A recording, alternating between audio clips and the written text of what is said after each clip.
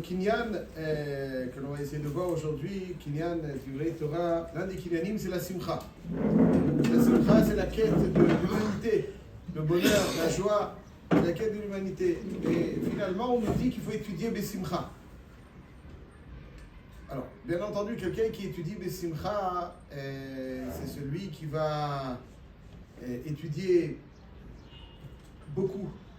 Parce que, comme le dit le roi Chaim Evologine dans son Pirouche ici, il dit quelqu'un qui étudie un petit peu de façon là, c'est fainéante entre guillemets, il fera en 5 heures ce que quelqu'un qui étudie avec entrain et dynamisme étudiera en 1 heure.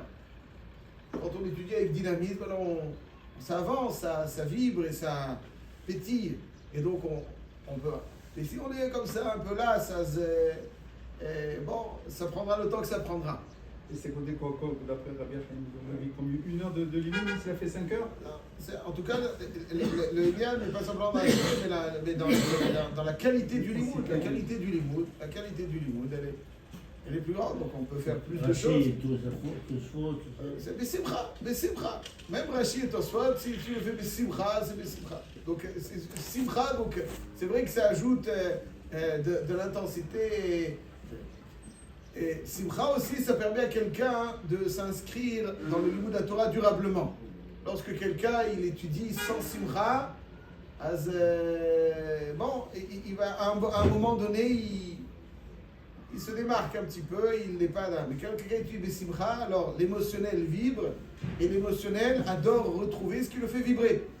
Donc c'est pour ça qu'il faut étudier de façon à ce qu'on ait Simcha. Il faut veiller à ce que le regesh, l'émotionnel, apprécie l'étude. Quelqu'un, il ne faut pas faire que ce que l'on aime, mais il faut aimer ce que l'on fait. Et il faut chercher à aimer ce que l'on fait, il faut faire ce qu'il faut faire, mais il faut aimer ce que l'on fait, et il faut étudier de telle façon à ce qu'on apprécie, et on vibre, c'est comme ça, c'est le mode d'étude. Si on étudie de façon entre guillemets sèche, il n'y a pas d'étude sèche, vraiment, mais un petit peu sans... l'émotionnel ne participe pas, et quand l'émotionnel ne participe pas, à un certain moment il lâche. Ça, il faut étudier Besimcha. Donc Besimcha, ça nous permet d'étudier plus, ça nous permet plus en quantité, plus longtemps. Plus longtemps. Quand il étudie Besimcha, il étudie beaucoup plus longtemps. Mais on va essayer de voir qu'est-ce qui génère de la Simcha. Qu'est-ce qui génère de la Simcha? Qu'est-ce qui génère de la Simcha? Comment être Besimcha? Comment être Besimcha? Alors, ma conviction est la suivante, c'est qu'en fait, la joie génère de la joie. Ça veut dire qu'il faut une joie première qui va nous permettre de nous rattacher à ce qui nous réjouit, parce que tout lien, tout attachement ne peut être véritablement vécu que par la joie. C'est la joie qui lie. Les liens sont générés par de la joie. Quelqu'un de triste, il se recroqueville, et quelqu'un de joyeux, il se rallie. Et la joie, donc, et quand on s'allie aux choses qui nous correspondent, ça nous rajoute de la joie. Donc il y a une joie première qui rajoute de la joie. Juste pour mettre en relief cette idée, et donc ce que j'entends par là, c'est que pour acquérir la Torah, il faut étudier avec la joie. Et cette joie-là va générer une joie supplémentaire. Il y a la joie, et cette joie va générer de la joie supplémentaire. Si notre approche est joyeuse, dans un premier temps, cette joie va nous permettre de nous rallier à la Torah, de nous allier à la Torah, et ensuite, ça va... Donc la joie va toujours aller en progressant. La joie première génère de la joie. Alors, dans les Sheva Brachot, il y a 2 brachot qui se ressemblent et qui en réalité ont un moussard différent que Rashi Akadosh dans Maseret Ktuvot d'Afret Amoud Aleph nous fait remarquer.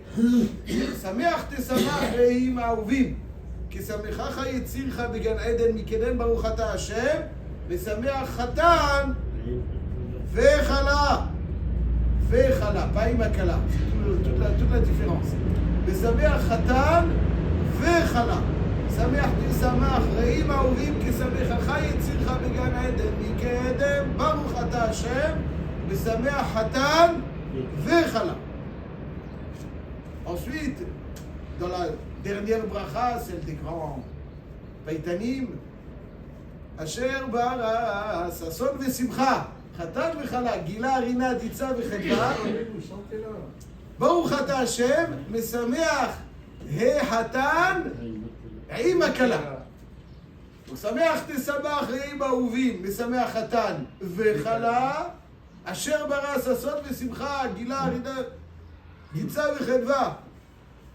משמח חתן עם הכלה. Alors pourquoi dans la première bracha, la khatima, c'est משמח חתן וכלה, et là, dans la deuxième bracha, c'est משמח חתן עם הכלה. N'est-ce pas? Rashi Akadosh dans la Sechet Ktuvot d'Afret Amoud Aleph nous l'explique. Il explique pourquoi. Il dit comme ça. Donc, Mesameach Chatan Vechala, ou Vachrona dit Rashi Mesameach Chatan im Akala. Pourquoi cette différence? C'est Rashi. Rashi dit comme ça. Le Vishi Simchat, je dis oralement, ensuite on essaie de le lire, il dit comme ça. La première, Sameach Tesamach Reim Aovim, c'est une bakasha qu'on demande à Kadosh Baruch Hu de réjouir le couple. Sameach tesamach reim ahovim. Réjouis-les, donne-leur tout ce qu'il faut. Et attention, la référence que l'on utilise pour symboliser, pour exprimer la dimension de joie que nous souhaitons aux jeunes mariés, Sameach tesamach, s'il te plaît, Hachem, réjouis-les. C'est quoi? Que Sameach hachayetzircha began eden mikedem, comme Adam et Chava étaient joyeux. N'est-ce pas?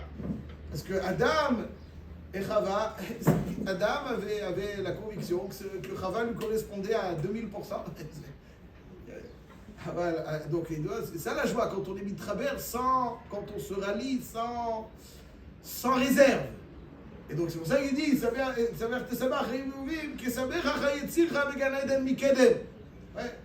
quand quelqu'un commence à loucher. Des fois il se demande, etc. Ça atténue la simcha. אבל כסמך יוצאים מגן עדן מקדם. שמח תשמח. C'est ça la simcha. La simcha, c'est de se rallier à quelque chose qui nous correspond et qui nous complète. C'est ça la vraie simcha. Il y a la distraction et la simcha, à ne pas confondre. Baruch ata Hashem, mesameach chatan vechala. Donc on demande à Hashem de le réjouir, les deux. De les réjouir, de les combler, de leur donner tout ce dont ils ont besoin. Sa mère, ça, réjouis-les. Alors, une forme de réjouissance, c'est quand chacun, Chava aussi, elle était certaine que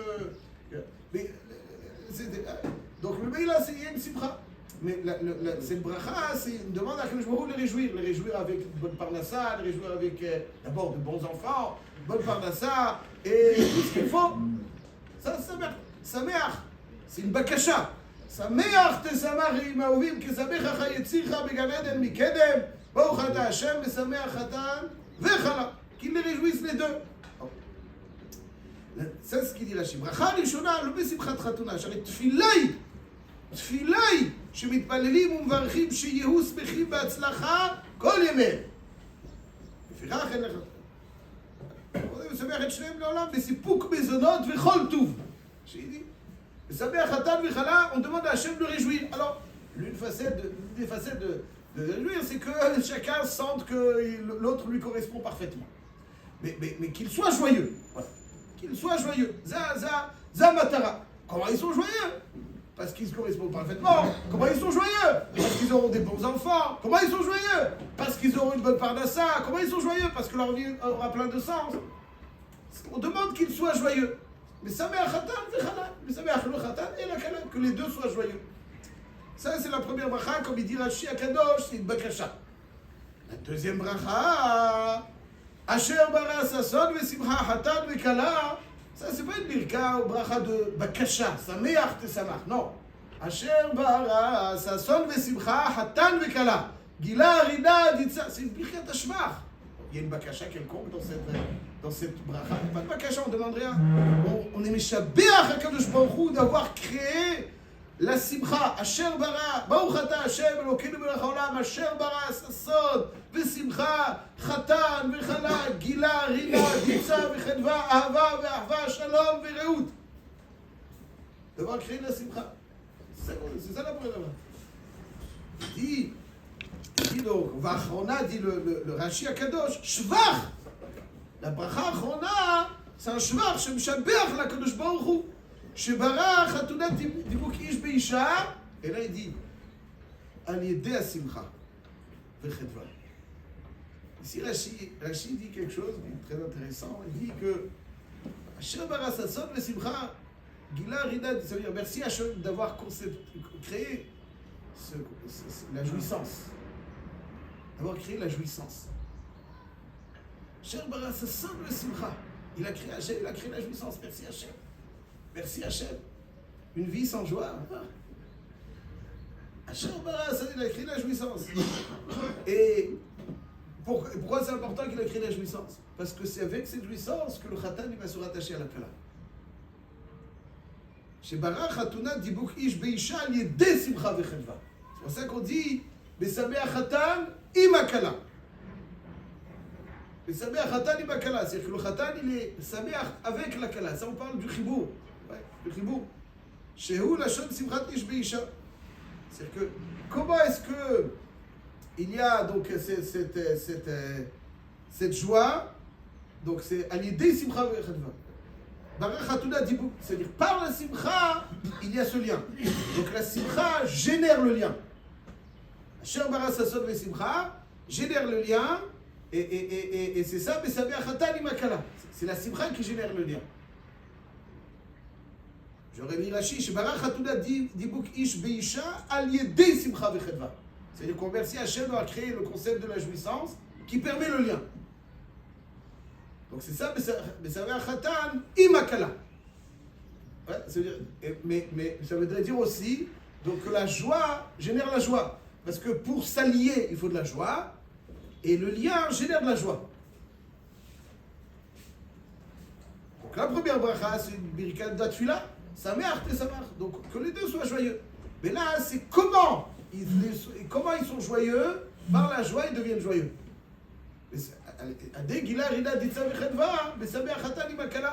Donc le khatan, comment il est joyeux avec la kala? Et Rashi dit que par la simcha, il se... Donc la simcha génère la joie et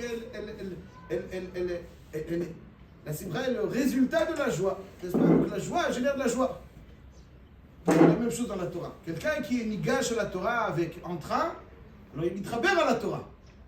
Et s'il mitraber à la Torah, elle génère de la joie. Donc le kinyan, c'est simcha. Et quand notre approche est des simcha, donc on est mitraber à la Torah. C'est comment la simcha naît? La simcha naît toujours lorsque quelqu'un sera lié à quelque chose qui lui correspond, qui le complète. Parce qu'un homme est fondamentalement manquant, seul, donc il a une soif. Il a une soif. Il ne peut pas rester tout seul. C'est pas possible. Il a une soif. Il est manquant seul. Donc il a besoin de s'allier. Ce lien va le réjouir. Parce qu'il va combler quelque chose de très profond. Et cette joie, donc, elle va générer de la joie. C'est-à-dire, plus on est joyeux, plus on est joyeux. Parce que pour s'allier, il faut de la joie. Et quand on s'allie, alors on est encore plus joyeux. Et plus on est joyeux, plus on est joyeux. Donc, et puis, Koudé Hachem Yesharim, mais ça me relève. Avec la Torah, on devient joyeux. Mais le kinyan de la Torah, il est par la joie. Donc c'est comme Khatan Ikala. Donc c'est le Samer Khatan Imakala. Comme il dit Rashi, par la Simcha, il y a ce lien. Donc on remercie à quel jour on va créer ce. Mais c'est aussi le Samer Khatan Imakala. C'est-à-dire la joie va générer la joie. Il y a une joie première qui va encore générer encore plus de joie. Et ça, c'est le shvar, la beauté donc d'un lien qui va s'auto-alimenter. Le lien s'auto-alimente. Et il s'auto-alimente pas pour stagner, mais il s'auto-alimente pour aller de plus en plus haut.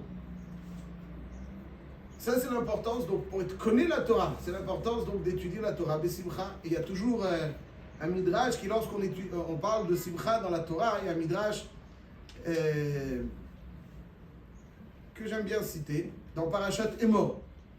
Un midrash qui dit que Rabbi Yochanan avait Metayel et Salek Bitveya le Tzipori, donc il a eu de Tveya Tzipori, va avoir Reb Chia Baraba Masmachle. Il était accompagné de Reb Chia Baraba. Et ils sont arrivés à un champ et Rabbi Yochanan dit à Reb Chia Baraba qui l'accompagne, tu vois ce champ, il était à moi et je l'ai vendu. Pourquoi? Pourquoi tu l'as vendu? L'immobilier on ne vend jamais. Je l'ai vendu parce que je devais étudier la Torah. Bigla le Mizke Boraita. Tu as vendu un champ pour étudier la Torah. Et ils sont arrivés à une vigne. Il lui dit, tu sais, cette vigne-là, elle était à moi, je l'ai aussi vendue pour étudier la Torah. Ils sont arrivés donc à un champ d'olivier. Et il lui a dit aussi. Et alors Bria, il a eu de la peine. Il s'est mis à pleurer un peu. Amar Rabbi Yochanan mat bacher. Rabbi Yochanan dit, mais pourquoi tu pleures? Amar le adela shavkat laissez-vous-tar kloum. Tu n'as rien laissé pour ta vieillesse. Et la retraite? Hein? Il n'y a pas de retraite. Amar le kalai benecha ma'ashe'asiti. Dit, j'ai vendu quelque chose qui a été créé en 6 jours pour acquérir quelque chose qui a été créé en 40 jours. Donc Rabbi Yochanan, quand démarre Rabbi Yochanan, et lorsque Rabbi Yochanan est décédé, Avadoro Koré Alav, Im yiten ish et kol hon beto be'ahava she'ahav Rabbi Yochanan et la Torah, boz yavuzulo. C'est que Rabbi Yochanan, il adorait la Torah. Donc il lui parle de la retraite. Il lui dit, mais de quoi tu parles? La retraite, c'est... Rabbi Yochanan, on voit dans la Gemara, dans la Sechet Brachot, malheureusement, lo alenu, il a perdu plusieurs enfants. En Garma. Et puis il est resté totalement sans d'esprit. C'est indescriptible. Et qui est-ce qui a fait perdre l'équilibre psychologique de Rabbi Yochanan? La disparition de Resh Lakish. Pourquoi la disparition de Resh Lakish? Parce qu'il n'avait plus celui qui l'alimentait quelque part à travers ses questions. C'était lui le maître, Rabbi Yochanan. Resh Lakish c'était l'élève. Il n'y a plus qu'à... Donc ça veut dire que perdre, lo alenu, 10 enfants, il a gardé son équilibre psychologique. Mais perdre un élève, il n'a pas su l'encaisser. Il a perdu son équilibre psychologique. Pourquoi? Parce que c'est-à-dire que dans toutes les vies, on les souhaite les plus douces possibles. Dans toutes les vies, il y a des turbulences. Quand quelqu'un rentre dans une zone de turbulence, dans l'avion, c'est gérable. Mais dans la vie, on fait quoi quand on rentre dans une zone de turbulence? Pardon? Ça, c'est dans l'avion. Et dans la vie? Quand on rentre dans les zones de turbulence, on fait quoi? On va se réfugier dans la Torah, tout simplement. Celui qui a la Torah va se réfugier. Celui qui a la Torah, alors il est paré face aux zones de turbulence. Celui qui n'a pas de Torah, il va où? 3 petits points. Ça, c'est Rabbi Yochanan. Rabbi Yochanan, malgré tout ce qu'il a pu vivre comme turbulence, il est dans la Torah. Lorsque la Torah était amoindrie, ça c'est l'importance d'étudier les Simcha. L'étude des Simcha, la joie, elle génère de la joie. Elle permet d'acquérir les choses. C'est comme ça la Torah, la mitzvah de l'Ibud de la Torah, c'est être mitraber. S'il n'y a pas de joie, c'est qu'il n'y a pas de tribou. Quelqu'un qui n'a pas de joie. Tout lien génère de la joie. Nous sommes d'accord, M. Journeau. Si quelqu'un il s'allie et il n'est pas joyeux, ça ne marche pas. Un lien, c'est forcément de la joie. S'il y a de la joie, il y a du lien, de la joie, il y a de la joie du lien. Ça, c'est donc l'importance d'étudier la Torah.